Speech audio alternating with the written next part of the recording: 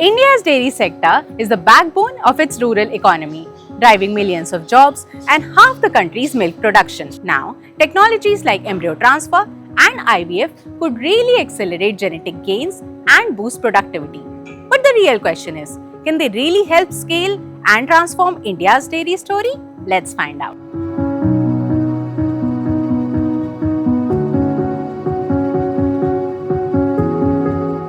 India is the world's largest milk producer, clocking 239 million tons of milk annually.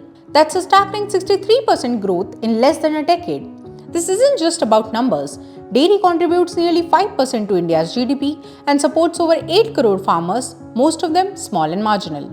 Even consumption is rising. Per capita milk availability has crossed 471 grams per day, well above the global average. And here's the shift. While crop agriculture grows at about 3.5%, livestock is racing ahead at over 7% annually, now contributing nearly 16% of farm income. But here's the real question. If India produces the most milk, why is productivity per animal still so low? On average, an indigenous cow in India produces just 4.5 liters of milk per day. Now compare that to the global best, the gap is massive. And that's where science steps in. At a facility in Bareilly, a quiet revolution is underway. FMCG brand BL Agro's subsidiary, Lead Genetics, has successfully used embryo transfer IVF technology to implant high-grade Gir cattle embryos imported from Brazil into Indian cows. The result? A 60% pregnancy success rate, nearly 3 times the national average. And here's why this matters. Traditional breeding relies mostly on the male parent, but IVF and embryo transfer combine the best genetics of both parents. In embryo transfer, either embryo is being in the uterus, you take the embryo, you transfer into the surrogate mother, or you can retrieve oocyte, that is the very early stage of the female gamete, and you get it mature in the laboratory. Then a mature oocyte can be met with a sperm, that's the IVF, that's in vitro fertilization. You fertilize the female gamete in the lab, in the petri dish, and you develop the embryo. This embryo can be cultured for 7 days to a stage of the blastocyst, and then this blastocyst can be put into a straw, that is packaged into the straw, and that can be transferred into the uterus of a female surrogate mother. This way you can produce a calf. So this is the embryo transfer by which you can produce a calf, and this technology which just I mentioned, it's a OPO, that's the ovum pickup, followed by IVF, followed by embryo culture, followed by ET, that's the embryo transfer.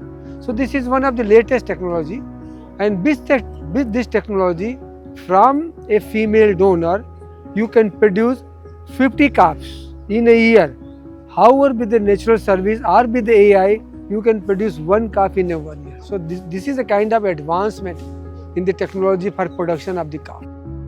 The embryos come from a genetically superior Gir breed capable of producing up to 40 liters of milk per day.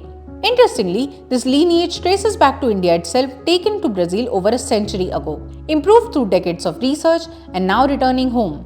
Brazil में हमें मिला कि वो गिर गाय जो यहाँ हिंदुस्तान से ही गई थी एट द 1940 या 60 के आसपास, उसको उन्होंने अपग्रेड किया, उसको उन्नत किया, जेनेटिकली उन्नत किया, उसकी फीड हैबिट्स को, फूड हैबिट्स को बदला, और वहाँ पर वो गाय 60-65 लीटर सामान्य रूप से दे रही सामान्य, और हमारे यहाँ की गाय से ड्योड़ी दुगनी जो उनकी हेल्थ भी हो गई। वहाँ से with the permission of government हम वहाँ से एम्ब्रियो ला के जो यहाँ हाइब्रिड गाय थी, जो अच्छा जो हष्ट पुष्ट थी, जो इतना बड़ा बच्चा अपने पेट में रख सकती थी, वो लाए, उसमें इम्प्लांट किया, और फिर वो देखा कि वो कितना दूध देती है। तो 1-2 हो गए और 40 लीटर तक दूध देने वाले ऐसी गाय हमने ले ली। तो it is the first success. अब वहाँ से एम्ब्रियो बुला रहे हैं, बहुत महंगा एम्ब्रियो है, वहाँ से सीमेन बुला रहे हैं, बहुत सब कुछ कर रहे हैं हम यहाँ। तो ये फिर अब नेक्स्ट हुआ कि अब हम अपने यहाँ एम्ब्रियो बनाएं। एक गाय 15 महीने में, 16 महीने में 1 बच्चा देगी, लेकिन अगर हम एम्ब्रियो खुद बनाएंगे, एम्ब्रियो बना लेंगे, तो वो 50 दे देगी। अगर हम 70% भी उसमें सक्सेस या 60% रखें तो 30 हो गई। तो हम 30 गुना ज़्यादा रफ्तार से या 50 गुना ज़्यादा रफ्तार से कार्य कर सकते हैं, ये मानते हुए तो हमने यहाँ एम्ब्रियो लैब बनाई, जेनेटिक लैब बनाई, और अब एम्ब्रियो डेवलप करना शुरू कर दिए, जिसमें हमें सक्सेस मिल गई।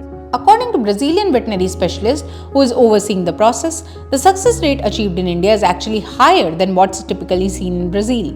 She attributes this to rigorous monitoring and better post-transfer care of the animals.